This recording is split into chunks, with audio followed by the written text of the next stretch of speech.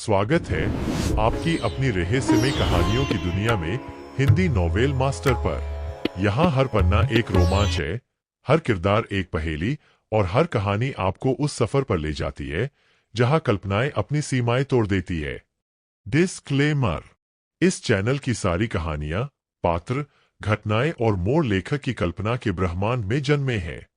इनका किसी भी वास्तविक व्यक्ति, स्थान, संस्था या घटना से कोई संबंध नहीं है। यदि कोई समानता महसूस हो तो समझिए वह सिर्फ एक अद्भुत संयोग है। यह सामग्री पूरी तरह मनोरंजन, रोमांच और साहित्यिक आनंद के लिए बनाई गई है। अध्याय 321 मदद मिल गई, मुसीबत आसान। हम धनुष, जिंदल और बाकी लोग अपनी सीटों पर बैठे थे, तभी उस आदमी की बात सुनकर उनके माथे पर लकीरें खींच गईं। दफा हो जाओ। एसीपी रणविजय, जिसका पाला अक्सर जुर्म की काली दुनिया से पड़ता रहता था, उसका मिजाज बारूद जैसा था।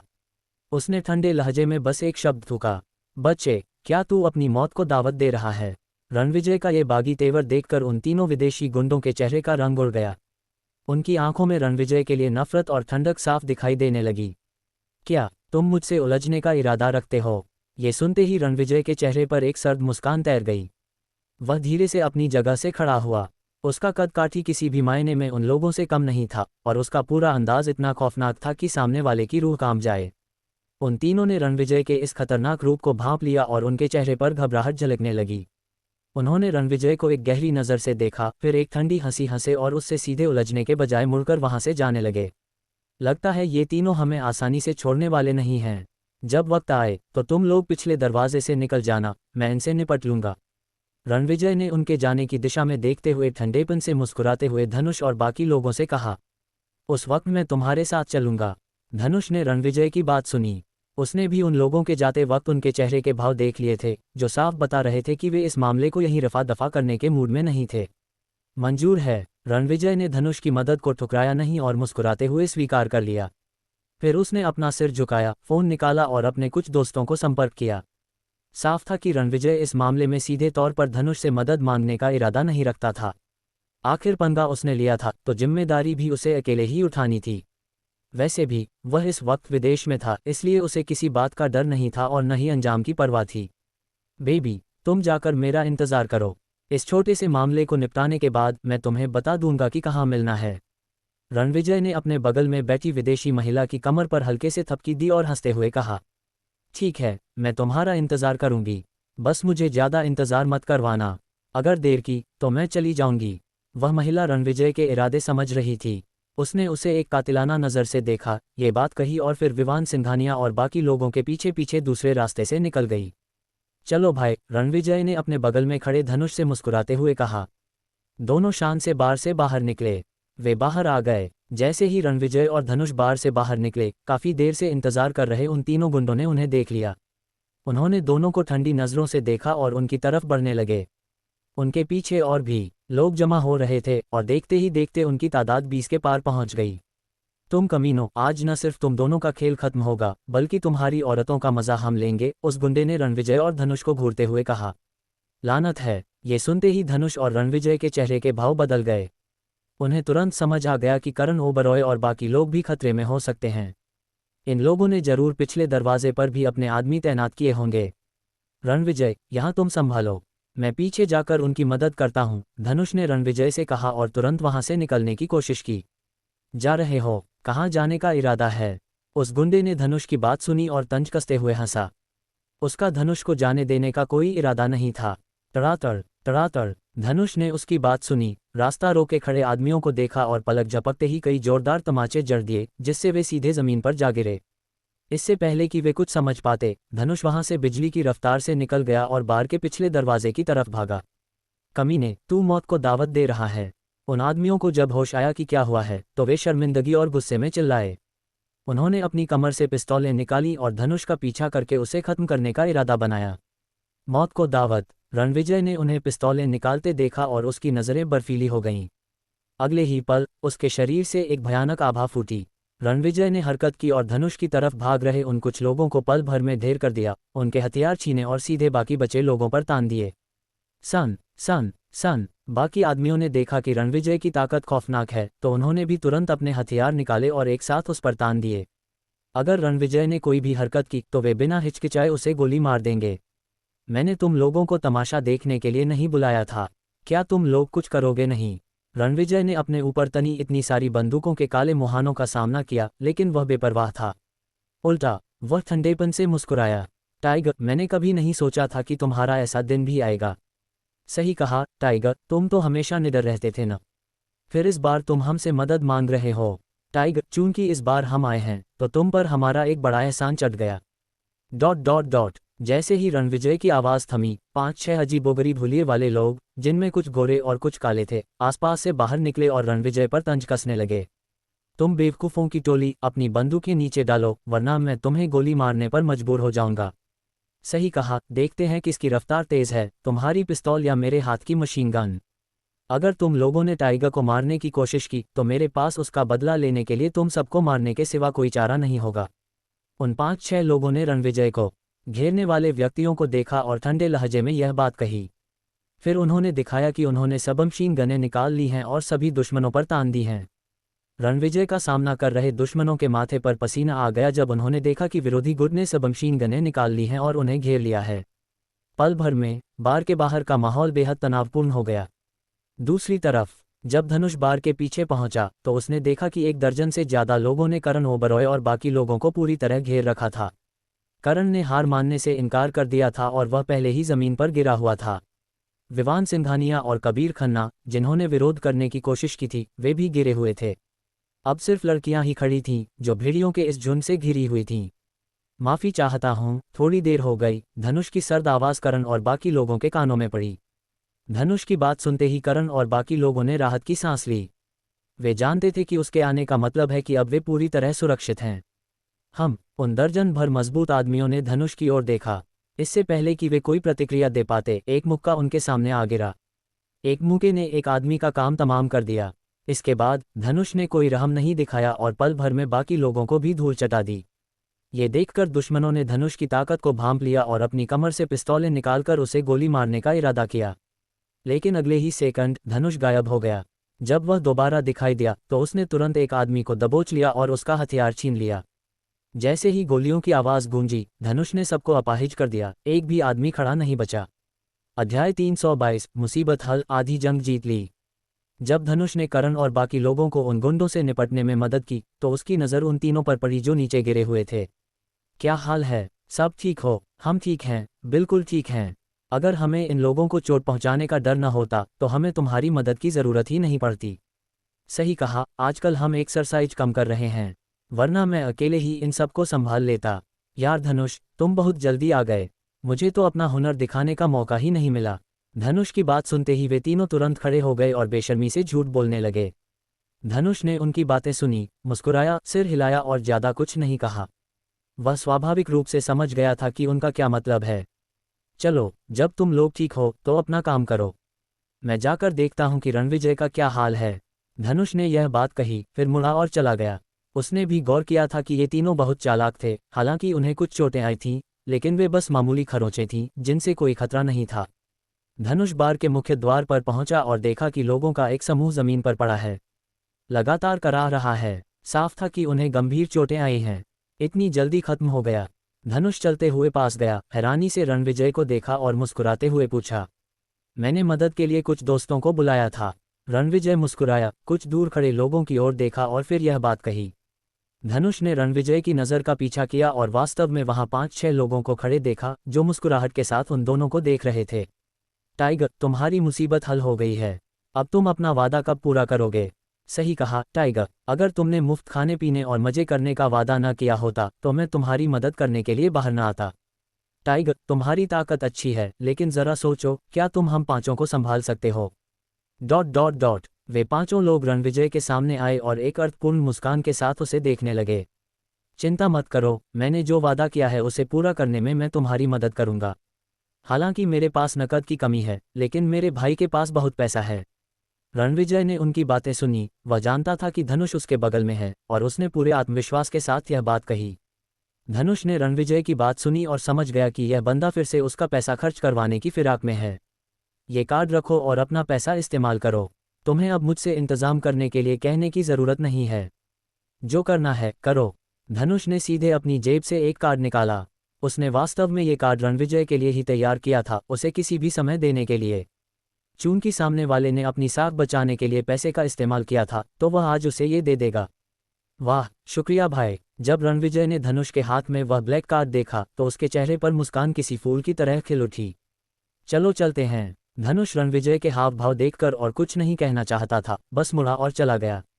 रणविजय ने अपने दोस्तों को यहाँ बुलाया था और इन मामलों को इतनी बेबाकी से सुलझाने की हिम्मत की थी, साफ था कि उसे उसकी मदद की जरूरत नहीं थी। वह स्वाभाविक रूप से इन लोगों का साथ देने के लिए इस जगह पर नहीं रुकने वाला था। वाह टाइगर, क्या तुम्हारा भाई इतना अमीर है? ये तो ब्लैक कार्ड है, पूरी दुनिया में ऐसे कुछ ही हैं। टाइगर, तुम मेरी तरफ से उससे क्यों नहीं पूछते? क्या तुम्हारे भाई को अभी भी एक बड़े भाई की जरूरत है? मैं भी उसका बड़ा भाई बनना चाहता हूँ। सही कहा टाइगर, तुम्हारा भाई तो बहुत दिलदार है। रणविजय के हाथ में ब्लैक कार्ड देखकर वे पांचों लोग दंग रह गए। उन्हें उम्मीद नहीं थी कि धनुष सीधे सामने वाले को ब्लैक कार्ड थमा देगा। तुम सब दफा हो जाओ। आज तुम जितना चाहे खर्च कर सकते हो, बिल मैं भरूंगा। मुझे अभी कुछ काम निपटाने हैं, इसलिए मैं कल तुम लोगों से मिलूंगा।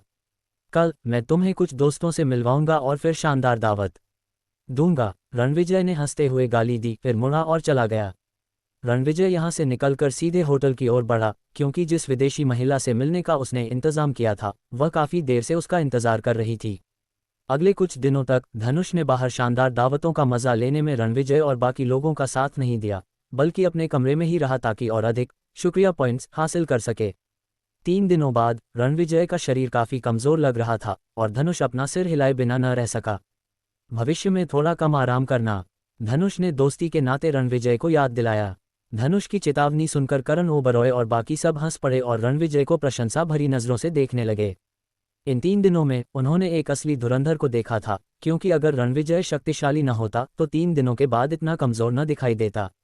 आखिरकार भारत लौटने पर धनुष ने तुरंत देवी भैरवी से संपर्क किया। परम आदरणीय देवी, मैंने महाकाल गैंग के मामले पर बातचीत कर ली है, लेकिन महाकाल गैंग की एक छोटी सी शर्त है।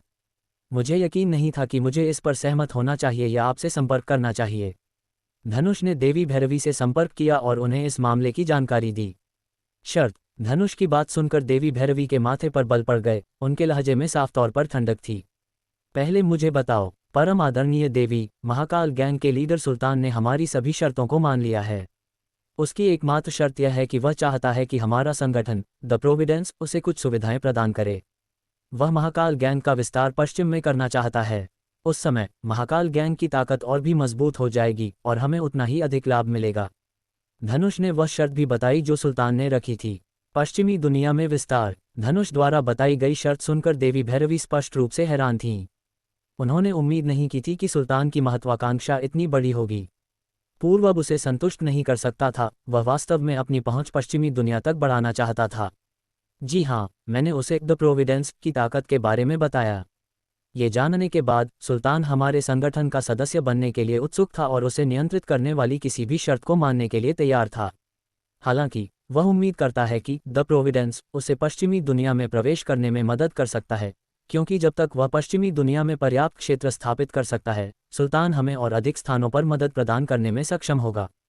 धनुष ने देवी भैरवी की बातें सुनी और फिर धीरे धीरे इन मामलों को विस्तार से बताया। इस मामले पर विचार किया जा सकता है।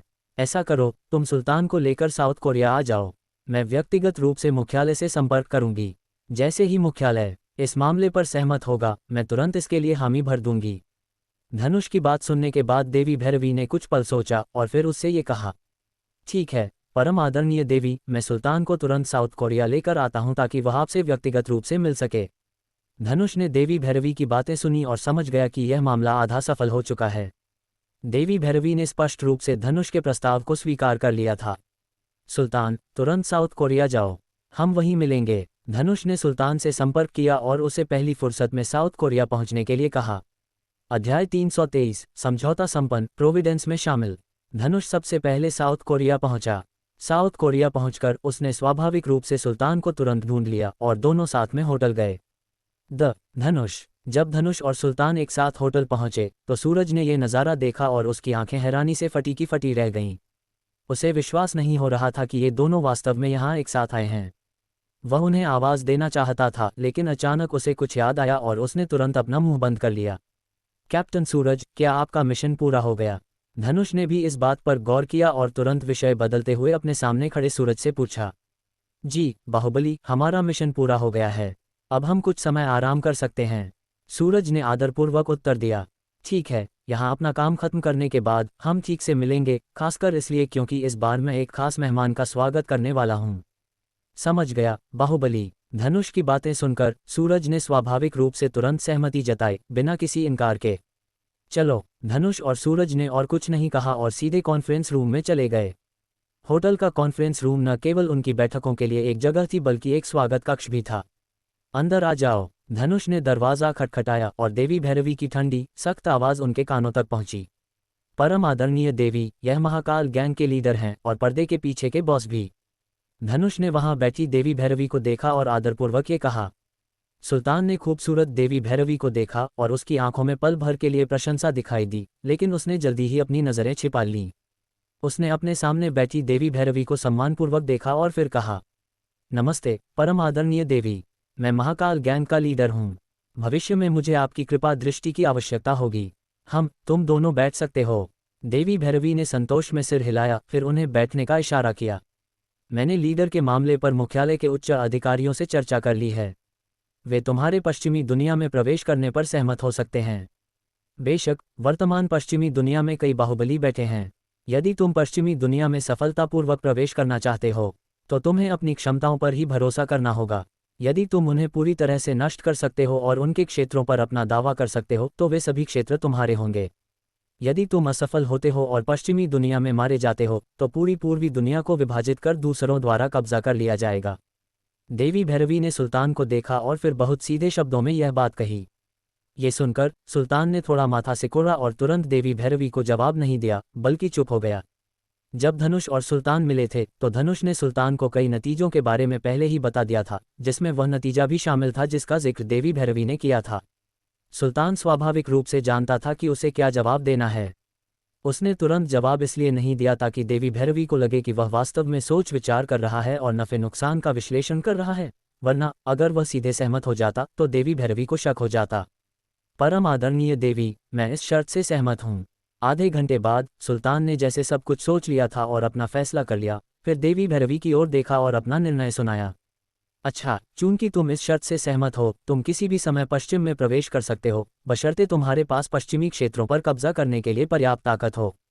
सुल्तान को सहमत होते देख देवी भैरवी बहुत संतुष्ट हुई और फिर यह कहा, धन्यवाद परम आदरणीय देवी। सुल्तान देवी भैरवी के शब्दों को समझ गया, यह महसूस करते हुए कि वह सफलतापूर्वक द प्रोविडेंस का सदस्य बन गया है। अब जब तुम हमारे द प्रोविडेंस के सदस्य बन गए हो, हालांकि तुम अभी आंतरिक सदस्य नहीं बने हो, फिर भी तुम एक लाभ का आनंद ले सकते हो। इस बार मैं तुम्हारे लिए एक शक्ति सीरम लाई हूँ। जैसे ही तुम इस सीरम को इंजेक्ट करोगे, ये तुम्हें और अधिक जीवन शक्ति देगा, जो तुम्हारी भविष्य की अमरता के लिए एक अच्छी नींव रखेगा। देवी भैरवी ने अपने सामने सुल्तान को देखा, फिर एक सीरम निकाला और उसके सामने रख दिया, धीरे धीरे ये कहते हुए, सीरम प्रदान करने के लिए धन्यवाद परम आदरणीय देवी।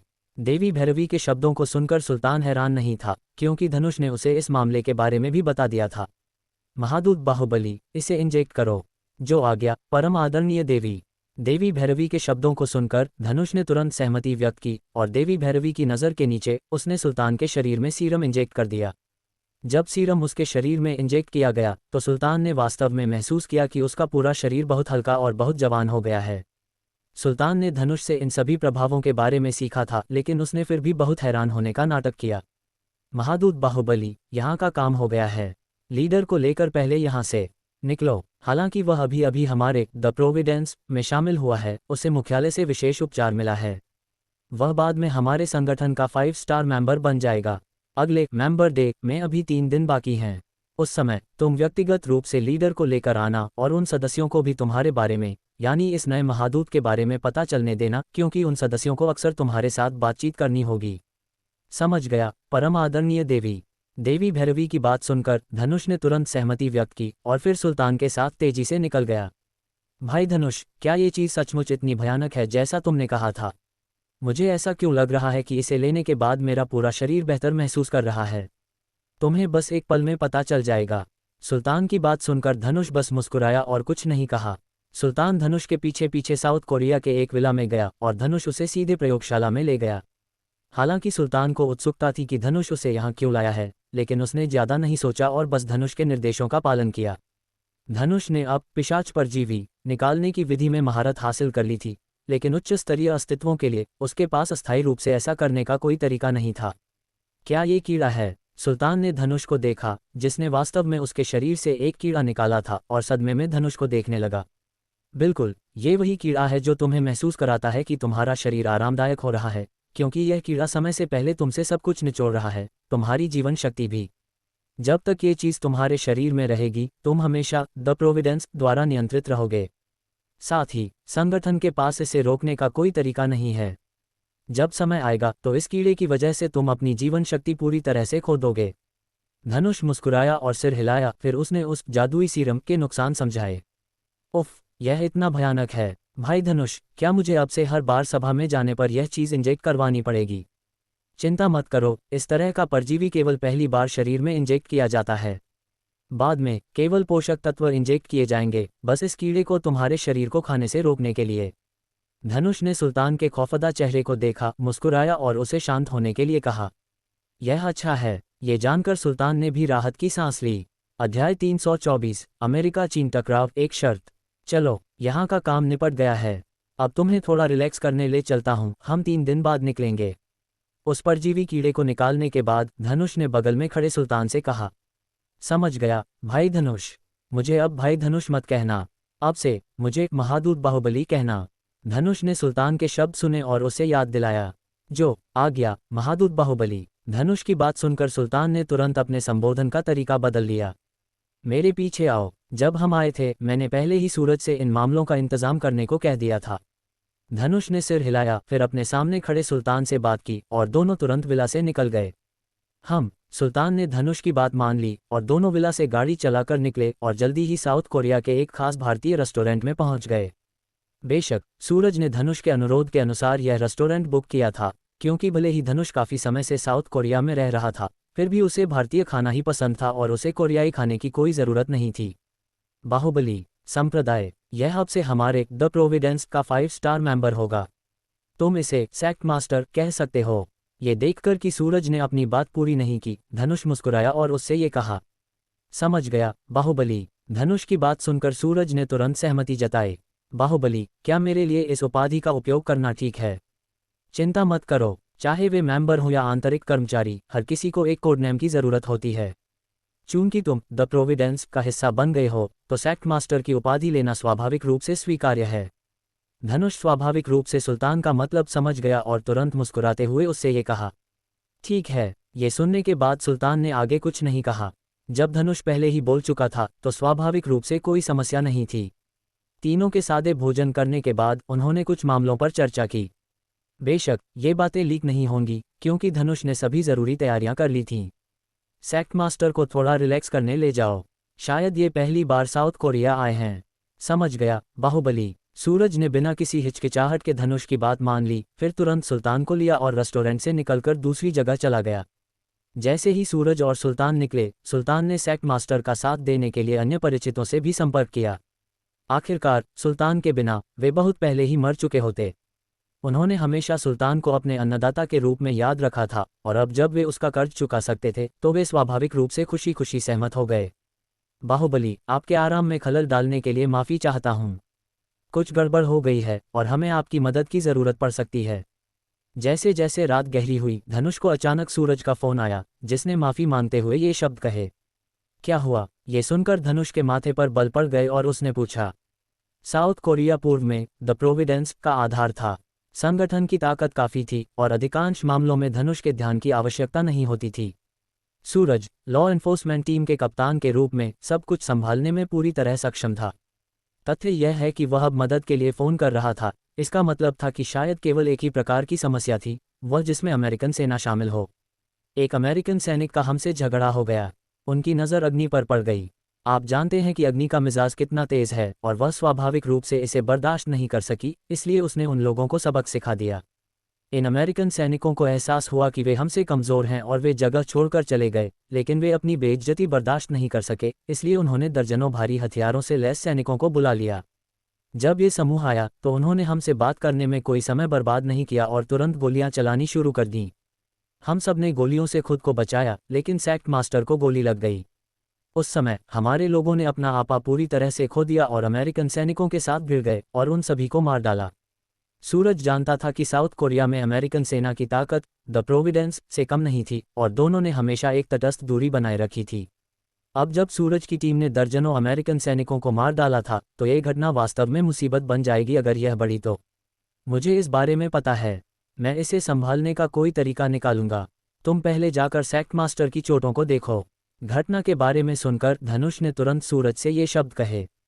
समझ गया बाहुबली। सूरज जानता था कि धनुष व्यक्तिगत रूप से मामले को निपटाने की योजना बना रहा है और समझ गया कि धनुष स्वाभाविक रूप से बाद के मुद्दों को संभाल लेगा। परम आदरणीय देवी, कुछ हुआ है। धनुष अपने व्यक्तिगत संपर्कों का उपयोग करने का इरादा नहीं रखता था क्योंकि यह घटना काफी गंभीर थी। यदि उसने अपने संपर्कों का उपयोग किया तो उसके कुछ सुराग उजागर हो सकते थे। इसके अलावा वह हाल ही में संगठन का महादूत बना था और कई लोग अभी तक उसकी पहचान नहीं जानते थे और शायद उसे सम्मान न दे, इसलिए वह केवल देवी भैरवी को मामले की रिपोर्ट कर सकता था। देवी भैरवी को धनुष का फोन मिलने और पूरी कहानी जानने के बाद उनके चेहरे का रंग बदल गया। मैं समझ गई, मैं इस मामले को संभाल लूंगी। अब से ऐसे मामलों को खुद संभालना। मैं निर्देश दूंगी कि मेंबर डे जल्दी आयोजित किया जाए। उन सदस्यों को जल्द से जल्द जान लो। मैं नहीं चाहती कि मुझे दूसरी बार इससे निपटने में तुम्हारी मदद करनी पड़े। देवी भैरवी ने ये शब्द बड़ी बेरुखी से कहे। आखिरकार उनका दर्जा बहुत ऊंचा था, ऐसी चीजें उनके सामने छोटी बातें थीं। तथ्य यह है कि इतनी छोटी सी बात के लिए उनके व्यक्तिगत हस्तक्षेप की आवश्यकता थी। स्वाभाविक रूप से उन्हें यह नागवार गुजरा। समझ गया परम आदरणीय देवी। धनुष ने भी देवी भैरवी की नाराजगी महसूस की और तुरंत सहमत हो गया।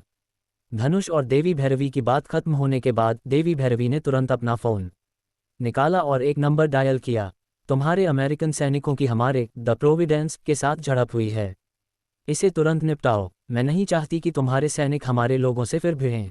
देवी भैरवी ने ये शब्द जोर देकर कहे। उनके लहजे में बहस की कोई गुंजाइश नहीं थी। बोलने के बाद देवी भैरवी ने बिना किसी हिचकिचाहट के फोन काट दिया। सामने वाले को बोलने का कोई मौका नहीं दिया।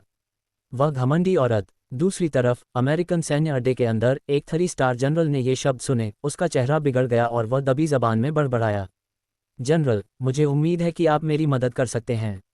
मुझे सामने वाले से खून का बदला खून चाहिए। 3 स्टार जनरल ने अपने फोन को देखा। देवी भैरवी को वापस कॉल न करने का फैसला किया। इसके बजाय उसने अपने फोन पर एक और नंबर देखा, फिर उसे डायल किया और आदरपूर्वक अनुरोध किया। शर्तें। सामने वाले व्यक्ति ने 3 स्टार जनरल के शब्द सुने लेकिन उन 2 शब्दों के अलावा कुछ नहीं कहा। मैं पिछली बार बताई गई शर्तों से सहमत हूं। हालांकि 3 स्टार जनरल अनिच्छुक था, उसे यह करना ही था, इसलिए उसने बिना किसी हिचकिचाहट के अपनी शर्तें बताईं। अच्छा। 3 स्टार जनरल के शब्द सुनकर वह व्यक्ति मुस्कुराया और सहमत हो गया। अध्याय 325 विदाई का समय। अस्पताल में संकट। अमेरिकन सैन्य मुख्यालय में एक 5 स्टार जनरल के फोन रखने के बाद उसने तुरंत राष्ट्रपति पॉल को मामले की जानकारी दी।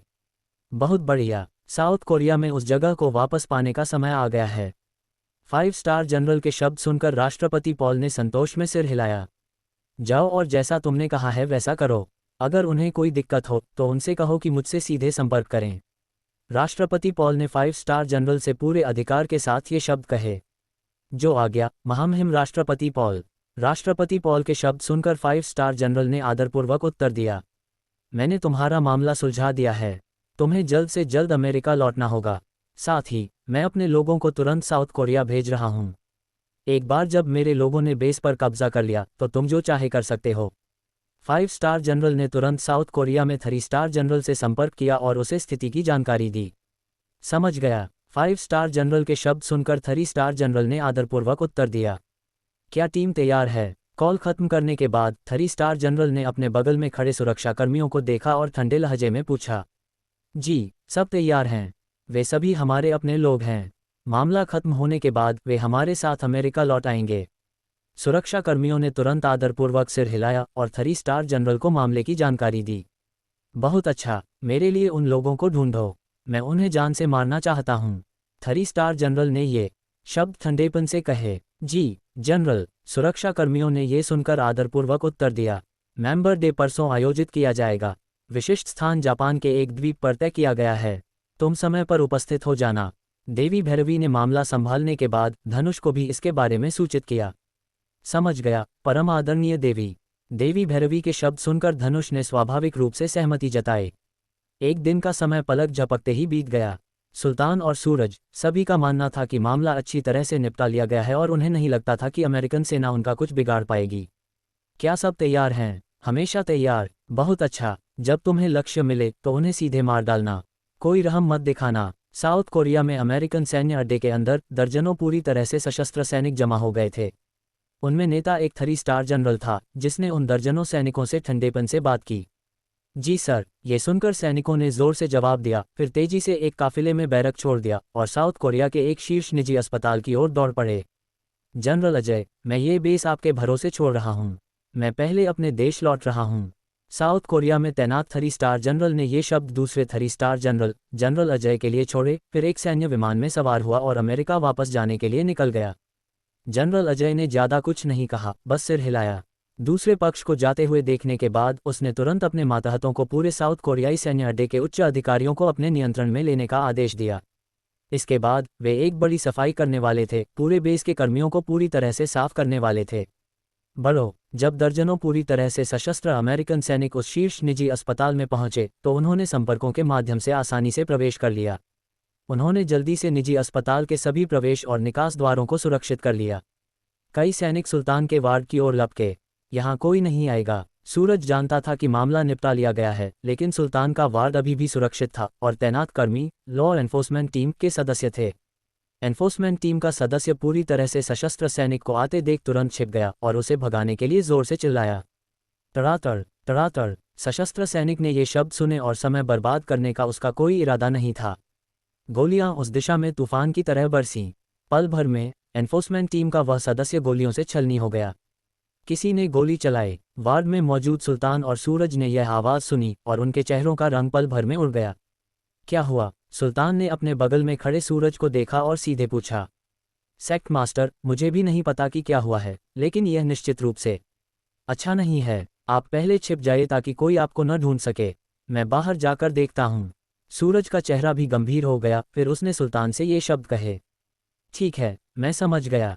सुल्तान जानता था कि उसकी ताकत ज़्यादा नहीं है और सूरज की बात सुनकर वह भी अस्पताल के बिस्तर से उठा और सीधे एक गुप्त जगह में छिप गया, जो इस निजी अस्पताल में एक छिपी हुई जगह थी। यहाँ कुछ हुआ है। तुरंत सभी एनफोर्समेंट टीम के सदस्यों को इकट्ठा करो और यहाँ आओ। जब सूरज स्थिति की जांच करने के लिए बाहर गया तो उसने तुरंत एनफोर्समेंट टीम के सदस्यों से संपर्क किया और उन्हें अपने हथियार तैयार करने और फौरन आने के लिए कहा। क्या ये वही वार्ड है? सशस्त्र सैनिक वार्ड के बाहर पहुंचे। उनमें से एक ने सीधे पूछा। हाँ, यही वार्ड है। हमें पक्की खबर मिली है। दूसरे व्यक्ति ने तुरंत आदरपूर्वक उत्तर दिया। धड़ाम। जैसे ही शब्द गिरे, उन सशस्त्र सैनिकों में से एक ने सीधे लात मारकर वार्ड का दरवाज़ा खोल दिया, फिर अपना हथियार उठाया और पूरे वार्ड को सतर्कता से देखने लगा। धड़ाम। जैसे ही वह सैनिक सावधानी से वार्ड में दाखिल हुआ, इससे पहले कि वह चकमा दे पाता, अंधेरे में छिपे सूरज ने निर्णायक रूप से अपनी चाल चली। लकड़ी का दरवाज़ा उस सैनिक के हाथ पर जोर से लगा। तेज दर्द ने तुरंत उसके हाथ से हथियार छुड़ा दिया और फिर उसने देखा कि सूरज ने उसका हथियार पकड़ लिया है। तड़ातड़ तड़ातड़। गोलियां तुरंत सामने वाले सैनिक पर बरस पड़ीं। अनगिनत गोलियां उसके शरीर में धंस गईं। पल भर में वह सैनिक गोलियों से छलनी हो गया, यहाँ तक कि उसकी बुलेट प्रूफ जैकेट भी पूरी तरह से नष्ट हो गई। आर्लो। बाकी सैनिकों ने यह नज़ारा देखा और जोर से चिल्लाए।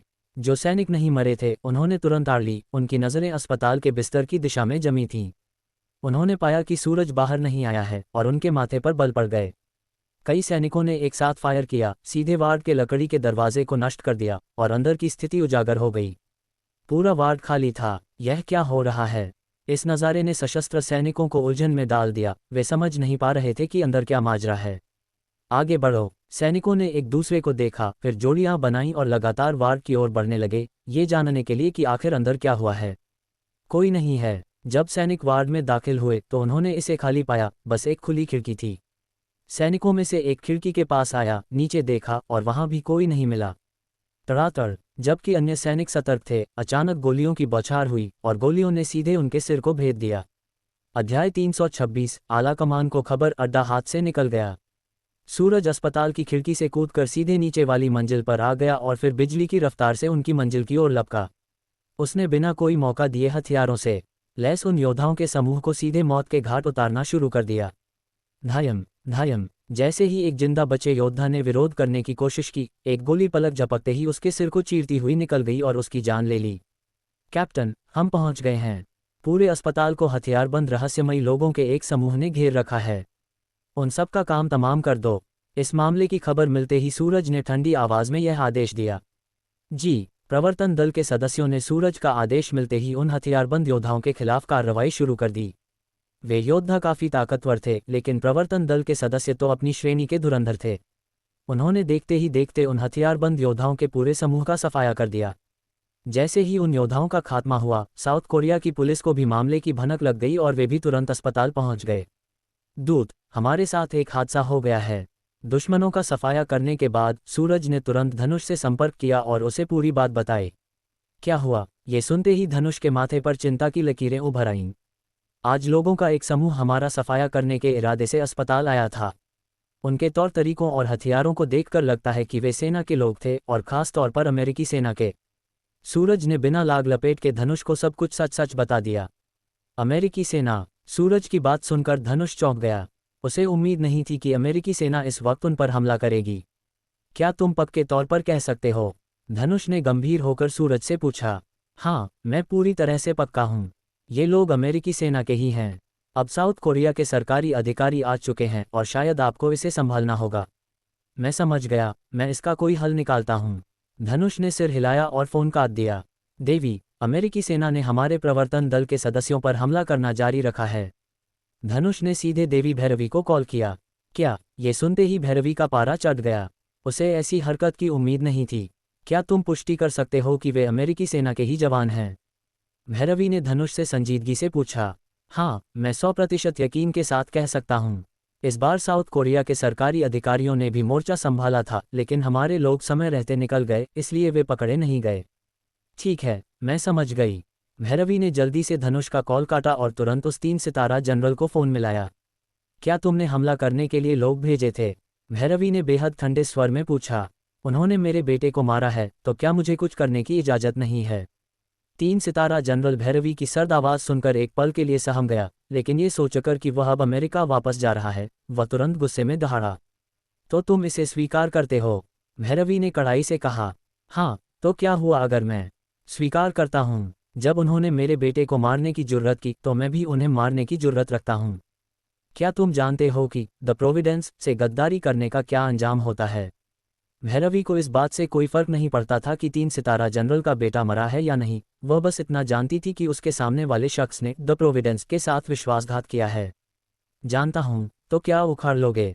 आज से मैं द प्रोविडेंस से नाता तोड़ रहा हूँ, और साउथ कोरिया का पूरा सैन्य अड्डा अब अमेरिकी सेना के आधिकारिक कब्जे में है।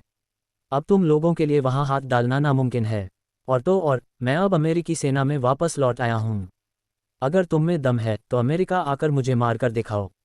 3 सितारा जनरल इस वक्त किसी शैतान की तरह व्यवहार कर रहा था। उसने हिकारत के साथ भैरवी को चुनौती दी। बहुत अच्छे, बहुत ही बढ़िया। 3 सितारा जनरल की बातें सुनकर भैरवी गुस्से में हंस पड़ी और उसने बिना किसी हिचकिचाहट के फ़ोन काट दिया। फ़ोन रखने के बाद उसने तुरंत साउथ कोरिया के अमेरिकी सैन्य अड्डे पर मौजूद अन्य लोगों से संपर्क करने की कोशिश की, लेकिन किसी से संपर्क नहीं हो पाया। वह समझ गई कि 3 सितारा जनरल ने जो कहा था वह सच है। साउथ कोरिया का अमेरिकी सैन्य अड्डा वापस अमेरिका के हाथों में चला गया था। दुर्जन सिंह, मैं तुम्हारी जिंदगी मौत से भी बदतर बना दूंगी। भैरवी की आंखों में गुस्से की आग धधक रही थी। उसका बस चलता तो वह अभी के अभी दुर्जन सिंह का गला घोंट देती। दैवीय स्वामी, मुझे बहुत खेद है, मैं साउथ कोरिया के मामले को ठीक से संभाल नहीं पाए। भैरवी समझ गई कि अब जब ये हो चुका है तो उसे द प्रोविडेंस मुख्यालय को तुरंत सूचित करना होगा। उसने मुख्यालय में एक स्वामी से संपर्क किया और बड़े अदब से अपनी बात कही। बताओ। भैरवी की बात सुनकर दैवीय स्वामी ने शांति से केवल एक शब्द कहा। भैरवी ने जो कुछ भी हुआ था उसे विस्तार से बताया, जिसमें अमेरिकी सैन्य अड्डे पर नियंत्रण खोने की बात भी शामिल थी। बेवकूफ़ औरत, क्या तुम नहीं जानती कि हमारे लिए सैन्य अड्डों का क्या महत्व है? जब दैवीय स्वामी को पता चला कि साउथ कोरिया के सैन्य अड्डे को अमेरिकी सेना ने वापस ले लिया है तो उन्होंने तुरंत फटकार लगाई। माफ़ कीजिए स्वामी, मैं इसे वापस पाने का कोई रास्ता निकालूंगी। भैरवी का चेहरा उतर गया था। वह केवल माफ़ी मांग सकती थी। वापस पाओगी? कैसे वापस पाओगी? जब अमेरिका ने कदम उठा लिया है तो अब उस सैन्य अड्डे को वापस पाना नामुमकिन है। भैरवी की बातें सुनकर दैवीय स्वामी गुस्से में हंस पड़े और फिर ताना मारते हुए बोले। भैरवी चुप हो गई और आगे कुछ नहीं बोली। मैं इस मामले में अमेरिका से बात करूंगा। तुम्हारा अगला काम उन लोगों से निपटना है जिन्होंने द प्रोविडेंस के साथ गद्दारी करने की जुर्रत की है। दैवीय स्वामी जानते थे कि जो होना था वो हो चुका, अब जल्द से जल्द गद्दारों को ठिकाने लगाना जरूरी था। जी स्वामी, मैं इस मामले को जरूर संभाल लूंगी। उम्मीद है कि तुम इसे संभाल पाओगी। अगर तुम इतना भी नहीं कर सकती तो स्वामी के पद से दफा हो जाओ। दैवीय स्वामी ने बस इतना ही ठंडा वाक्य कहा और बिना किसी हिचकिचाहट के फोन काट दिया। उनका भैरवी से और बात करने का कोई इरादा नहीं था।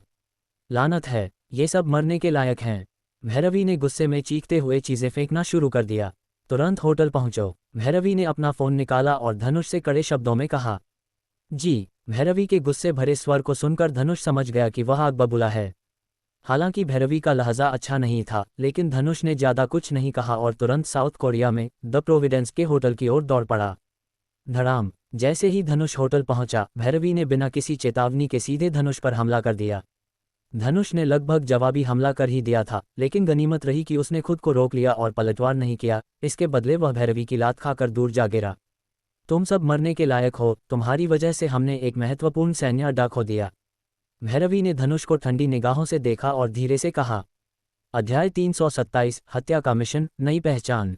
धनुष लात खाकर दूर गिरा था। वह संघर्ष करके अपने पैरों पर खड़ा हुआ, लेकिन कुछ बोला नहीं। इसके बजाय वह भैरवी के शब्दों पर विचार कर रहा था। एक सैन्य अड्डा खो दिया। धनुष के माथे पर बल पड़ गए। वह इस वाक्य का मतलब सोचने लगा।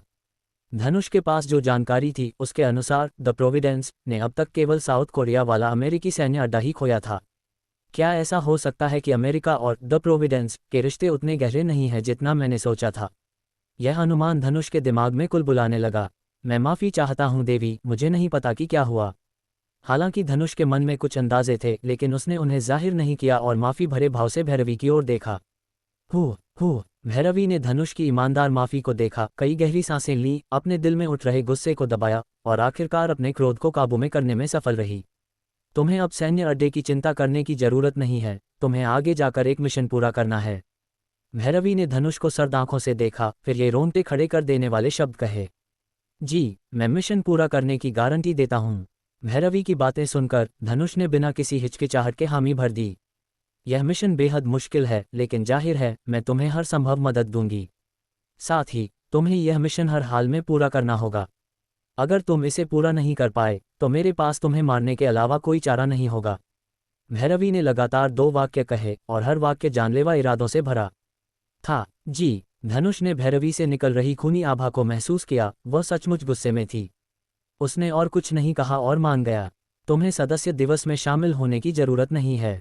मैं खुद उसमें शामिल होंगी और तुम अगले सदस्य दिवस पर अन्य सदस्यों से मिल सकते हो। जी। धनुष को उम्मीद नहीं थी कि भैरवी अभी भी सदस्य दिवस के बारे में सोच रही होगी। चूंकि भैरवी ने खुद ये बात छेड़ी तो वह स्वाभाविक रूप से मान गया। ये इस मिशन के लिए तुम्हारे लक्ष्य हैं। मुझे चाहिए कि तुम इन सब का सफाया कर दो, कोई भी जिंदा नहीं बचना चाहिए। फिर भैरवी ने उस 3 सितारा जनरल और अन्य व्यक्तियों की सारी जानकारी सामने रख दी। इन व्यक्तियों की फाइलें सभी अमेरिकी सेना के उच्च अधिकारियों की थीं, जिनमें 3 सितारा जनरल सबसे प्रमुख था। 3 सितारा जनरल। जब धनुष ने सबसे ऊपर जनरल दुर्जन सिंह की जानकारी देखी तो उसकी सांसें अटक गईं। उसे उम्मीद नहीं थी कि भैरवी उसे एक 3 सितारा जनरल की हत्या करने का आदेश देगी। एक 3 सितारा जनरल अमेरिकी सेना में एक बहुत बड़ा ओहदा होता है। क्या द प्रोविडेंस अमेरिका के साथ रिश्ते तोड़ने की योजना बना रहा था? या शायद द प्रोविडेंस और अमेरिका के बीच उतना गहरा रिश्ता नहीं था, बल्कि केवल आपसी हितों पर आधारित एक दिखावटी रिश्ता था? बिल्कुल सही, ये 3 सितारा जनरल तुम्हारा निशाना है। तुम उसे मारने के बाद ही वापस आ सकते हो। अगर तुम उसे मारने में नाकाम रहे तो मिशन फेल माना जाएगा और तुम अपनी जान से हाथ धो बैठोगे। भैरवी ने धनुष के चेहरे पर चौंकने वाले भाव देख लिए थे और उसने सख्ती से कहा। समझ गया देवी। धनुष समझ गया कि यह मिशन मुश्किल होगा, लेकिन वह अमेरिकी सेना के एक उच्च अधिकारी की हत्या करने के लिए तैयार था और बिना किसी हिचकिचाहट के सहमत हो गया। बाकी लोगों के लिए तुम प्रवर्तन दल के सदस्यों को काम सौंप सकते हो। मैं चाहती हूं कि 3 दिनों के भीतर लिस्ट में मौजूद हर एक व्यक्ति का नामो निशान मिट जाए। आदेश मिल गया। भैरवी की बात सुनकर धनुष ने आगे कुछ नहीं कहा और तुरंत सहमति जता दी। मैंने तुम्हारी पहचान पहले से तैयार कर ली है। तुम सीधे घरेलू धरती पर अमेरिकी सैन्य अड्डे में प्रवेश कर सकते हो। दुर्जन सिंह अभी अमेरिकी सैन्य अड्डे के अंदर छिपा हुआ है। तुम्हें बस ये सोचना है कि दुर्जन सिंह को मारने के बाद तुम सैन्य अड्डे से बाहर कैसे निकलोगे। भैरवी ने धनुष को बताया कि मिशन का सबसे मुश्किल हिस्सा ये था कि दुर्जन सिंह अभी सैन्य अड्डे के अंदर छिपा हुआ है और बाहर आने की हिम्मत नहीं कर रहा है। समझ गया देवी। ये सुनकर कि भैरवी ने उसके लिए पहले से ही एक खास पहचान का इंतजाम कर दिया है जिससे वह मिशन को अंजाम देने के लिए सैन्य अड्डे में प्रवेश कर सके, धनुष को काफी राहत मिली। उसे बस यही सोचना था कि दुर्जन सिंह को ठिकाने लगाने के बाद वह सैन्य अड्डे से बाहर कैसे निकलेगा। तुरंत काम पर लग जाओ, भैरवी ने आदेश जारी किया। जी। धनुष ने सहमति जताई और सीधे प्रवर्तन दल के सभी सदस्यों को होटल में इकट्ठा होने का आदेश दिया। वे मिशन को अंजाम देने के लिए निकलने ही वाले थे। आधे घंटे बाद प्रवर्तन दल के सभी सदस्य ऊपरी मंजिल पर जमा हो गए थे। 2 हेलीकॉप्टर काफी देर से छत पर इंतजार कर रहे थे और किसी भी पल उड़ान भरने के लिए तैयार थे। चलो चलते हैं। धनुष और अन्य लोगों के हेलीकॉप्टर में सवार होने के बाद धनुष ने सूरज और बाकी लोगों को मिशन के बारे में बताया। अमेरिकी सेना के उच्च अधिकारियों की हत्या। सूरज को भी उम्मीद नहीं थी कि इस बार उनका मिशन अमेरिकी सेना के बड़े अफसरों को मारना होगा। दूत, क्या यह मिशन हमारे साथ हुई घटना से जुड़ा है? सूरज ने अपनी आवाज़ धीमी की और चुपके से अपने बगल में बैठे धनुष से पूछा। संभव है। धनुष ने सुनकर सिर हिलाया और केवल 2 शब्द कहे। उसने सूरज से कुछ भी नहीं छिपाया। मैं समझ गया, हम इस मिशन को बखूबी अंजाम देंगे। सूरज ने भी सिर हिलाया और हामी भरी। धनुष ने सूरज के साथ ज्यादा बात नहीं की। एक पल सोचने के बाद उसे प्रवर्तन दल के पूर्व कैप्टन की याद आई और उसने उसे फोन किया। कैप्टन, आजकल पश्चिम में कैसे मजे कर रहे हो? क्या तुम मेरी मदद मांगने की योजना बना रहे हो? धनुष का फोन आते ही कैप्टन तुरंत हंस पड़ा। तुम्हें इस बारे में पता है? कैप्टन की बातें सुनकर धनुष हैरान रह गया और उसने ये सवाल पूछा। तुमने इस बार जो किया है उसने बड़ा हंगामा खड़ा कर दिया है। द प्रोविडेंस के सभी बड़े अधिकारी इस बारे में जानते हैं। मास्टर फतेह ने भी मुझे इसके बारे में बताया और उन्होंने मुझसे ये भी कहा कि मैं तुम्हारी जितनी हो सके मदद करूं। बस बताओ तुम्हें मुझसे क्या चाहिए? कैप्टन भी हंसा। बिना कुछ छिपाए उसने सीधे पूछा, मुझे तुमसे एक मदद चाहिए। इस बार देवी भैरवी ने मेरे लिए सैन्य अड्डे में प्रवेश करने की एक पहचान का इंतजाम किया है जिससे मैं मिशन पूरा कर सकूं। लेकिन सोचने पर लगता है कि मेरे लिए अकेले सैन्य अड्डे से बाहर निकलना लगभग नामुमकिन है। तो क्या तुम मेरे लिए एक और पहचान का इंतजाम कर सकते हो जिसका चेहरा अलग हो? बेशक, ये चेहरा मेरे असली रूप से अलग होना चाहिए। अगर इंतजाम हो सके तो कृपया मुझे उस चेहरे की तस्वीर भेज दो। धनुष ने बता दिया कि उसे कैप्टन की किस मदद की जरूरत है। कैप्टन तुरंत समझ गया कि धनुष सैन्य अड्डे से बाहर निकलने के लिए भेष बदलने या बहुरूपिया मास्क का इस्तेमाल करना चाहता है। इतनी तकलीफ की जरूरत नहीं है। जब तुम अमेरिका पहुंचो तो मेरे पास आ जाना, मैं तुम्हें कुछ इंसानी त्वचा जैसे मास्क दे दूंगा। इन मास्कों के पास उस सैन्य अड्डे के लिए वैध पहचान है और तुम बिल्कुल भी नहीं पकड़े जाओगे। कैप्टन हंसा और दरियादिली से बोला, ठीक है, शुक्रिया कैप्टन। कैप्टन की बात सुनकर धनुष मुस्कुराया और उसका आभार जताया। अध्याय 328 सैन्य अड्डा। ढीली सुरक्षा। 10 घंटे से अधिक समय के बाद धनुष और अन्य लोग सफलतापूर्वक अमेरिका पहुंच गए। जाओ और अपने मिशन को अंजाम दो। अगर कोई मुश्किल आए तो मुझसे कभी भी संपर्क करना, मैं पूरी कोशिश करूंगा कि मदद के लिए लोग भेज सकूं। धनुष ने अपने बगल में खड़े सूरज और अन्य लोगों की ओर देखा और उन्हें निर्देश दिया। जी, दूत। समूह ने धनुष की बातों का सम्मानपूर्वक जवाब दिया, फिर अपने अपने मिशन पूरा करने के लिए छोटी छोटी टुकड़ियों में निकल गए। धनुष भी तेजी से अमेरिका की राजधानी में एक आलीशान हवेली की ओर बढ़ा। ये हवेली बहुत बड़े क्षेत्र में फैली हुई थी और इसकी सुरक्षा व्यवस्था बेहद कड़ी थी, किसी छोटी सेना के बराबर।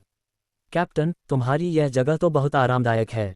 जब धनुष ने कैप्टन को आते देखा तो वह मुस्कुराते हुए मजाक किए बिना नहीं रह सका। कैप्टन ने शेखी बघारते हुए मुस्कुराकर कहा, सब ठीक है। पश्चिम में आने का फायदा यह है कि रहने की जगह काफी बड़ी है, सुरक्षा बल काफी मजबूत है और सबसे महत्वपूर्ण बात यह है कि मैं हर दिन विलासिता की जिंदगी जी सकता हूँ। यही तो वो जिंदगी है जो मैं चाहता था। कैप्टन बोलते हुए मगन होकर मुस्कुराया और अपनी बात खत्म करने के बाद उसने धनुष की ओर देखा और पूछा कि क्या उसे जलन हो रही है। कैप्टन की बातें सुनकर धनुष ने सिर हिलाया लेकिन आगे कुछ नहीं बोला। आओ, तुम्हारे लिए चीजें तैयार कर दी गई हैं। जब समय आएगा मैं अपने लोगों से तुम्हें व्यक्तिगत रूप से सैन्य अड्डे तक छोड़ने के लिए कहूंगा। ठीक है, शुक्रिया कैप्टन। धनुष ने मुस्कुराकर कैप्टन को धन्यवाद दिया और फिर उसके पीछे पीछे उसके आलीशान विला में चला गया। कैप्टन ने 3 बहुरूपिया मास्क निकाले और धनुष को सौंप दिए। उसने धनुष को बताया कि इनमें से एक पहचान सैन्य अड्डे के भीतर अपेक्षाकृत ऊंचे ओहदे की है, जबकि अन्य 2 केवल साधारण सैनिकों की हैं और किसी का ध्यान आकर्षित नहीं करेंगी। मैं तुम्हारे मिशन की सफलता की कामना करता हूँ। कैप्टन ने धनुष के कंधे को थपथपाया और मुस्कुराते हुए कहा, मैं इसे आशीर्वाद के रूप में लूंगा। धनुष ने मुस्कुराकर जवाब दिया और फिर पश्चिमी प्रवर्तन दल के सदस्य के साथ वह तेजी से सैन्य अड्डे की ओर बढ़ गया। दुर्जन सिंह अपने पारिवारिक आवासीय क्षेत्र में है, जो सैन्य अड्डे के काफी अंदर स्थित है। वहां सुरक्षा थोड़ी कमजोर है, हालांकि आवासीय क्षेत्र में अभी भी शीर्ष स्तर के लड़ाके गश्त करते हैं जिनकी ताकत काफी ज्यादा है, हमारे प्रवर्तन दल के सदस्यों से कम नहीं। इसके अलावा हमें मिली खुफिया जानकारी के अनुसार दुर्जन सिंह को द प्रोविडेंस द्वारा हत्या के प्रयासों की चिंता है, इसलिए उसने आला कमान से अपनी सुरक्षा के लिए कुछ दिग्गजों को भेजने का अनुरोध किया था। जहां तक उन दिग्गजों की विशिष्ट ताकत का सवाल है, फिलहाल हमें नहीं पता। ये दुर्जन सिंह के पारिवारिक आवासीय क्षेत्र का स्थान है। तुम स्थिति का जायजा लेने के लिए बाद में खुद वहां जा सकते हो। पश्चिमी प्रवर्तन दल के सदस्य ने धनुष को कई ऐसी खुफिया जानकारी दी जो उसे नहीं पता थी, और साथ ही उसे एक नक्शा दिया जिसमें दुर्जन सिंह के घर की लोकेशन थी। मेरी तरफ से अपनी देवी को धन्यवाद कहना, धनुष ने अपने बगल में मौजूद साथी से कहा। जरूर, हम सैन्य अड्डे पर पहुंच गए हैं, अब तुम उतर सकते हो। उस साथी ने मुस्कुराते हुए सहमति जताई और फिर दोनों सफलतापूर्वक सैन्य अड्डे पर पहुंच गए। सैन्य अड्डा बेहद सुरक्षित था, खासकर प्रवेश द्वार जहां भारी हथियारों का पहरा था। जो कोई भी जबरदस्ती घुसने की हिम्मत करता, उसे गोलियों से छलनी कर दिया जाता। लेफ्टिनेंट एकलव्य की पहचान की पुष्टि हो गई है, आप अंदर जा सकते हैं। जब धनुष सैन्य अड्डे के मुख्य द्वार पर पहुंचा तो उसकी पहचान की पुष्टि हुई और वह आसानी से बेस में दाखिल हो गया। सैन्य अड्डे का अंदरूनी हिस्सा काफी हद तक वैसा ही था जैसा फिल्मों में देखा जाता है, बस कुछ छोटे मोटे अंतर थे। नक्शे को याद कर लेने के कारण धनुष स्वाभाविक रूप से सैन्य अड्डे के भीतर अपनी बैरक में आसानी से पहुंच गया। हालांकि धनुष एक लेफ्टिनेंट था, लेकिन उसकी पहचान रसद विभाग के कर्मचारी की थी, इसलिए उसे बहुत से लोगों को सलाम ठोकने की जरूरत नहीं थी और वह ज्यादा ध्यान आकर्षित नहीं करता। पहले दिन के दौरान धनुष द्वारा प्रबंधित शस्त्रागार में लगभग कोई नहीं आया, इसलिए दिन बिना किसी घटना के बीत गया। रात का फायदा उठाते हुए धनुष स्वाभाविक रूप से सैन्य अड्डे के भीतर अपनी बैरक में लौट आया। चूंकि वह रसद विभाग से था, उसके पास एक सिंगल रूम था और उसने रात में आला कमान के आवासीय क्षेत्र की ओर जाने की योजना बनाई। रास्ते में धनुष को कई गश्त करते सैनिक मिले। गनीमत थी कि वह काफी छिपा हुआ था और उसकी जासूसी रोधी क्षमता इतनी मजबूत थी कि उनमें से किसी ने भी उसे नहीं देखा। धनुष भी आसानी से वीआईपी आवासीय क्षेत्र में पहुंच गया। यह क्षेत्र साधारण सैनिकों के क्षेत्र से बिल्कुल अलग था, यहाँ विला की कतारें थीं।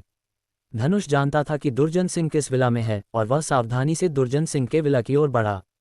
जब धनुष दुर्जन सिंह के विला के बाहर पहुंचा तो वह तुरंत अंदर नहीं कूदा, बल्कि सावधानी से अपने आसपास का जायजा लिया कि क्या आवासीय क्षेत्र के आसपास कोई छिपे हुए संतरी तो नहीं हैं। आखिरकार दुर्जन सिंह ने आला कमान से मदद का अनुरोध किया था, इसलिए उसकी सुरक्षा करने वाली ताकतें बहुत होंगी, जिसके लिए अत्यधिक सावधानी की आवश्यकता थी। कोई खुफिया संतरी नहीं है। धनुष के माथे पर बल पड़ गए, उसे अचरज हुआ। उसने हमेशा यह मान लिया था कि दुर्जन सिंह द्वारा मदद मांगे जाने के बाद अमेरिकी सेना के आला कमान निश्चित रूप से उसे लोहे के कवच जैसी सुरक्षा देंगे और विला के पास आने वाले किसी भी व्यक्ति का तुरंत पता चल जाएगा। उसे उम्मीद नहीं थी कि मौजूदा ढीली सुरक्षा उसकी अपेक्षाओं से बिल्कुल अलग होगी। चलो, ये जानकर कि आसपास कोई खुफिया संतरी नहीं है, धनुष ने और झिझक नहीं की और विला में घुस गया। जब धनुष विला में दाखिल हुआ तो उसने पाया कि पहली मंजिल पर कोई नहीं था। क्या द प्रोविडेंस ने मुझे मारने के लिए किसी को नहीं भेजा? जब धनुष पहली मंजिल पर था तो उसने दूसरी मंजिल से आती हुई एक हैरान आवाज सुनी। समझा, मैं जाहिर तौर पर सावधान रहूंगा। मैं द प्रोविडेंस के बारे में बहुत अच्छे से जानता हूं। दुर्जन सिंह ने फोन के दूसरी तरफ मौजूद व्यक्ति से तुरंत ये कहा। दुर्जन सिंह की आवाज सुनने के बाद धनुष आसानी से दूसरी मंजिल पर पहुंच गया। उसने पाया कि पूरी दूसरी मंजिल अभी भी खाली थी, सिवाय उस कमरे के जहां दुर्जन सिंह रुका हुआ था। उस कमरे के अंदर कितने लोग थे यह उसे अभी नहीं पता था। लानत है द प्रोविडेंस पर, जब मैं अमेरिका का आला अधिकारी बन जाऊंगा तो तुम सबको नेस्तनाबूद कर दूंगा। फोन काटने के बाद दुर्जन सिंह ने ये कड़वा जहर उगला। मेरे साथ नीचे आओ और कुछ खा लो, मैं आज सारा दिन परेशान रहा हूं। दुर्जन सिंह ने अपने बगल में मौजूद लोगों को निर्देश दिया। जी सर। दुर्जन सिंह की बातें सुनकर दोनों ने सम्मानपूर्वक सिर हिलाया। फिर एक आगे और एक पीछे चलते हुए वे दुर्जन सिंह की सुरक्षा करते हुए स्टडी रूम से बाहर निकले। सिर्फ 2 लोग। दुर्जन सिंह की सुरक्षा में केवल 2 लोगों को देखकर धनुष हैरान था। पूरे विला में केवल 3 लोग थे। जब तक उसकी ताकत पर्याप्त थी, वह आसानी से दुर्जन सिंह को मारकर निकल सकता था। क्या ऐसा हो सकता है कि दुर्जन सिंह को अमेरिकी सेना के भीतर ज्यादा समर्थन नहीं मिल रहा है, या शायद वे मानते ही नहीं कि द प्रोविडेंस उसे मारने के लिए सैन्य अड्डे में आने की हिम्मत करेगा। धनुष ये सोचने पर मजबूर हो गया और वह बिना हिले डुले उन तीनों के दूसरी मंजिल से निकलकर पहली मंजिल पर जाने का इंतजार करने लगा।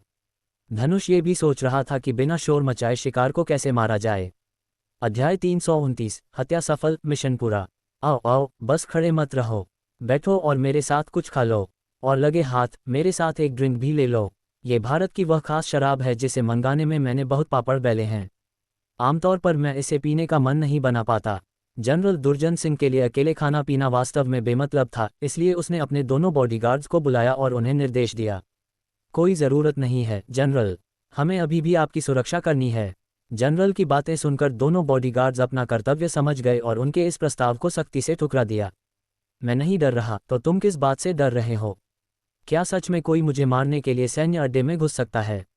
मैं तुम्हें बता रहा हूं, भले ही वह ताकत बहुत शक्तिशाली है, लेकिन उनके लिए सैन्य अड्डे के अंदर मेरी हत्या करना लगभग नामुमकिन है। जनरल बहुत आश्वस्त था और उसे विश्वास नहीं था कि द प्रोविडेंस सैन्य अड्डे के अंदर उसकी हत्या कर सकता है।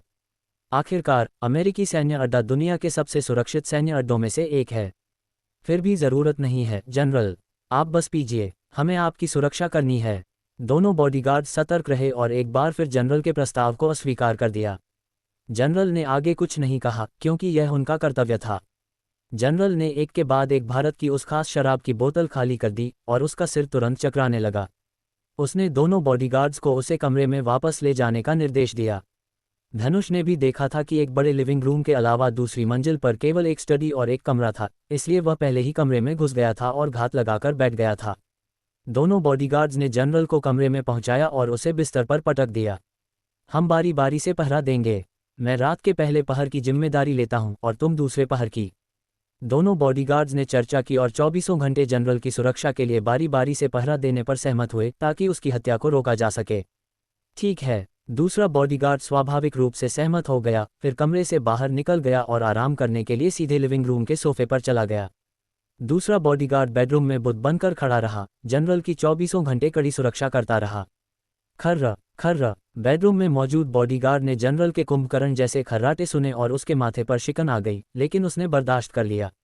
बेडरूम में छिपा धनुष बिना कोई हरकत किए जनरल के खर्राटों को झेलता रहा। समय बीतता गया। जब बेडरूम में मौजूद बॉडीगार्ड ने देखा कि रात का दूसरा पहर शुरू हो गया है, तो वह शिफ्ट बदलने के लिए अपने साथी को जगाने के इरादे से थोड़ी देर के लिए बेडरूम से बाहर निकला। धनुष समझ गया कि मौका आ गया है। वह सीधे साए से बाहर निकला, तेजी से जनरल के पास पहुंचा, उसका मुंह कसकर दबाया और फिर एक ही मुक्के में उसकी गर्दन की हड्डी तोड़ दी, उसकी जान पूरी तरह से ले ली। धनुष की आंखें बहुत सर्द थीं, अपने सामने वाले आदमी को मारने का उसे कोई पछतावा नहीं था। इसके तुरंत बाद धनुष खिड़की के पास गया और नीचे कूद गया। जाते जाते उसने खिड़की बंद करना नहीं भूला ताकि कोई निशान न छूटे। जब धनुष वहां से निकला तो दूसरा बॉडीगार्ड भी आ गया। उसने देखा कि जनरल अब खर्राटे नहीं ले रहा था, लेकिन उसने इस पर ध्यान नहीं दिया और उसके पास पहरा देता रहा। विला से निकलने के बाद धनुष भी तेजी से अपने कमरे की ओर भागा। रुको, कौन है वहां? जैसे ही धनुष अपने आवास पर लौटने वाला था, गश्ती दल ने उसे अचानक देख लिया। धनुष तुरंत सतर्क हो गया, किसी भी पल कार्रवाई करने और भागने का रास्ता खोजने के लिए तैयार। भाई, मैं शस्त्रागार का मैनेजर हूं। मुझे चिंता थी कि शस्त्रागार में कोई समस्या तो नहीं है, इसलिए मैं हर दिन जांच करने जाता हूं।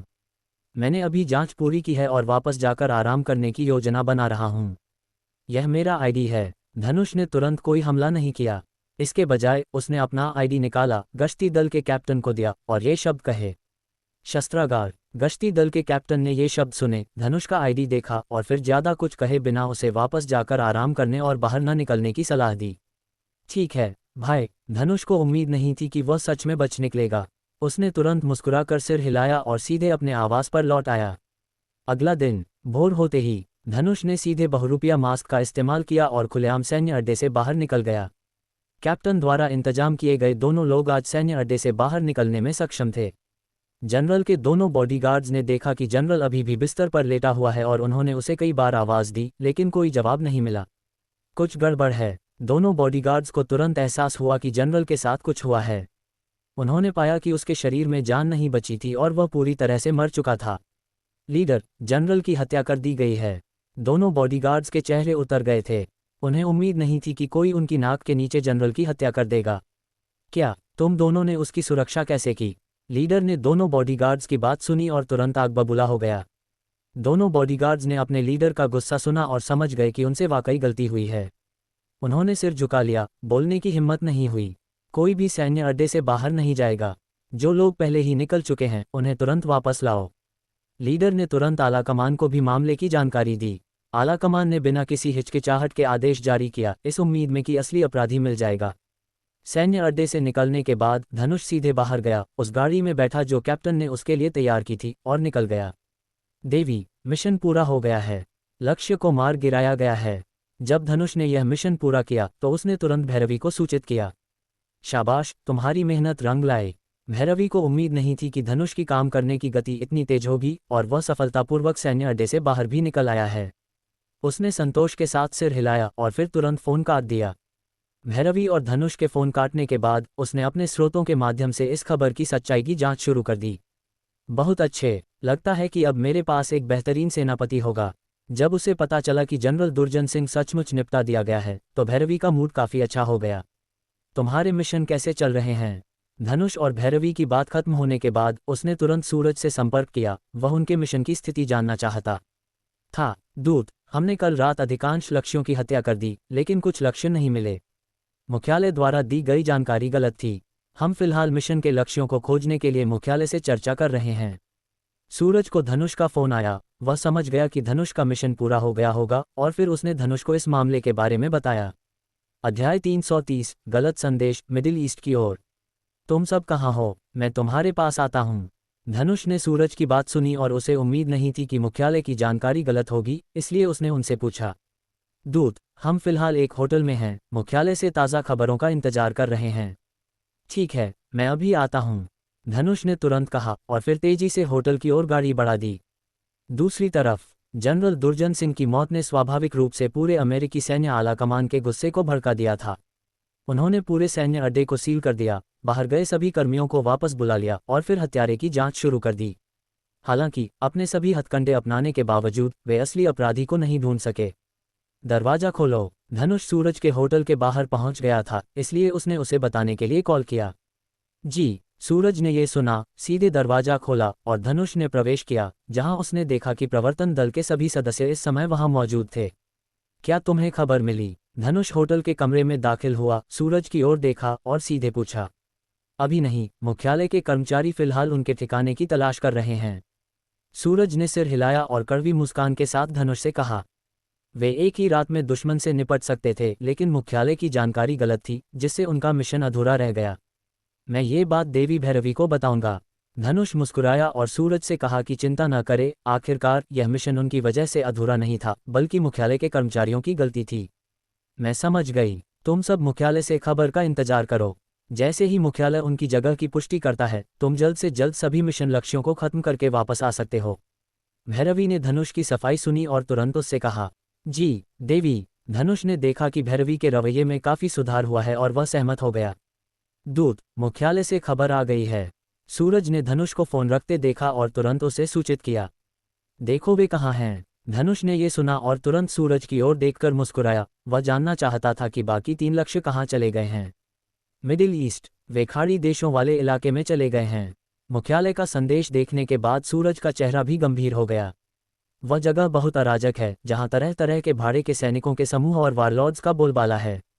अगर वे घिर गए तो उनके लिए बिना खरोंच आए पीछे हटना बहुत मुश्किल होगा। मैं इस पर देवी भैरवी की राय लूंगा। धनुष ने सुना कि दूसरी पार्टी मिडिल ईस्ट चली गई है और उसने तुरंत सूरज से कहा। देवी, बाकी 3 लक्ष्य पहले ही मिडिल ईस्ट जा चुके हैं। अब हमें क्या करना चाहिए? मिडिल ईस्ट, ये सुनकर भैरवी के माथे पर भी बल पड़ गए। उसे उम्मीद नहीं थी कि कोई अमेरिका लौटने के बजाय सीधे मिडिल ईस्ट चला जाएगा। कोई बात नहीं, चूंकि दूसरी पार्टी मिडिल ईस्ट चली गई है, मैं इस मामले को संभालने के लिए दूसरों का इंतजाम करूंगी। बेशक, इस मामले में अभी भी तुम्हें व्यक्तिगत रूप से मिडिल ईस्ट जाना होगा ताकि यह सुनिश्चित हो सके कि बाकी सभी मिशन लक्ष्यों का सफाया हो गया है। भैरवी ने धनुष की बातें सुनी, एक पल के लिए सोचा और इस काम को मिडिल ईस्ट में मौजूद कर्मियों को सौंपने का फैसला किया, क्योंकि वे उस क्षेत्र से अधिक परिचित हैं। हालांकि धनुष को अभी भी गवाह बनने के लिए व्यक्तिगत रूप से मिडिल ईस्ट जाना था। जी, देवी, क्या मुझे प्रवर्तन दल के सभी सदस्यों को वापस बुला लेना चाहिए? धनुष और भैरवी की बातचीत खत्म होने के बाद उसने उससे पूछा। हाँ, उन सबको वापस आने दो। कुछ देर आराम करने के बाद उन्हें एक और मिशन अंजाम देना होगा। साथ ही कानून प्रवर्तन दल में कई नए लोग शामिल हुए हैं, जिससे उनका भविष्य का मिशन काफ़ी आसान हो जाएगा। भैरवी ने शांति से धनुष से कहा, ठीक है, मैं तुरंत उन्हें साउथ कोरिया लौटने और फिर जल्द से जल्द मिडिल ईस्ट जाने के लिए कहूँगा। धनुष और भैरवी की बातचीत खत्म होने के बाद उन्होंने फ़ोन रख दिया। ठीक है, तुम्हारा मिशन पूरा हो गया है, तुम सब पहले साउथ कोरिया लौट सकते हो। भैरवी ने तुम्हारे लिए और टीम के सदस्य तैयार किए हैं, इसलिए तुम्हारे भविष्य के मिशन आसान होंगे और कुछ लोग थोड़ा आराम कर सकते हैं। धनुष मुस्कुराया और सूरज और अन्य लोगों से कहा उनसे जल्द से जल्द साउथ कोरिया लौटने का आग्रह किया। जी दूत। सूरज ने यह सुना, तुरंत मुस्कुराया और सहमत हो गया, फिर सीधे प्रवर्तन दल के सदस्यों को हेलीकॉप्टर से साउथ कोरिया ले गया। कैप्टन, क्या आज तुम फ्री हो? मैं तुम्हें खाना खिलाना चाहता हूँ, उसके बाद मैं अमेरिका छोड़ दूंगा। धनुष ने भी तुरंत कैप्टन से संपर्क किया। बुरा नहीं है बच्चे, तुमने सिर्फ एक रात में मिशन पूरा कर लिया। मेरे पास आज समय है, चलो मिलते हैं और बात करते हैं। कैप्टन को धनुष का फ़ोन मिला और उसने तुरंत मुस्कुराते हुए कहा। दोनों के एक विशिष्ट समय और स्थान पर सहमत होने के बाद रात हो गई और धनुष ने कैप्टन को ढूंढ लिया। उसने देखा कि कैप्टन अपनी दोनों बाहों में एक एक महिला के साथ आया है और वह हंसा, सिर हिलाते हुए। जब कैप्टन साउथ कोरिया में था तब वह ऐसा नहीं था, लेकिन अमेरिका आने के बाद वह पूरी तरह बदल गया था। कैप्टन, लगता है तुमने वाकई मज़े करना शुरू कर दिया है। धनुष हंसे बिना नहीं रह सका और उसने कैप्टन से कहा, अगर मैं मज़े करने की कोशिश कर रहा हूं तो इसमें गलत क्या है? कैप्टन भी हंसा और फिर धनुष के साथ मजाक किया। जो खाना हो ऑर्डर कर लो, आज कोई दावत दे रहा है। आखिर कैप्टन ने अपनी दोनों महिला साथियों की कमर पर हाथ रखा और मुस्कुराते हुए उनसे कहा। दोनों महिला साथी कैप्टन की बात समझ गईं, फिर उठी और चली गईं कहीं और खाना ऑर्डर करने के इरादे से, ताकि धनुष और उन्हें पर्याप्त जगह मिल सके। बाहुबली, तुम्हारे इस मिशन ने पूरे अमेरिकी सैन्य आला कमान को नाराज कर दिया है। उन्होंने पहले ही गहन जांच शुरू कर दी है, इसलिए तुम्हें जल्द से जल्द अमेरिका छोड़ना होगा। आखिरकार मैंने तुम्हारे लिए जो पहचान बनाई थी वह जांच की कसौटी पर खरी नहीं उतर सकती और अमेरिकी सेना विभिन्न माध्यमों से तुम्हारी असली पहचान का पता लगाने में सक्षम होनी चाहिए। ठीक है कैप्टन, मैं समझ गया। तुम्हें ये खाना खिलाने के बाद मेरी योजना अमेरिका छोड़ने की है। धनुष ने कैप्टन की बातें सुनी और तुरंत मुस्कुराते हुए सहमत हो गया। कैप्टन द्वारा ये सुनने के बाद उसने ज़्यादा कुछ नहीं कहा। खाना खत्म होने के बाद धनुष सबसे पहले निकला और सीधे अपना निजी हेलीकॉप्टर लेकर अमेरिका से बाहर चला गया। ये निजी हेलीकॉप्टर धनुष ने पहले ही खरीद लिया था और किसी को इसके बारे में पता नहीं था। सत्यानाश, मैं वापस जाकर इसे खुद संभालूंगा। जैसे ही कैप्टन अपनी दोनों महिला साथियों के साथ कुछ अंतरंग पल बिताने वाला था, उसे अचानक एक कॉल आया। उसका चेहरा पूरी तरह से काला पड़ गया और फिर उसने ठंडे स्वर में ये शब्द कहे,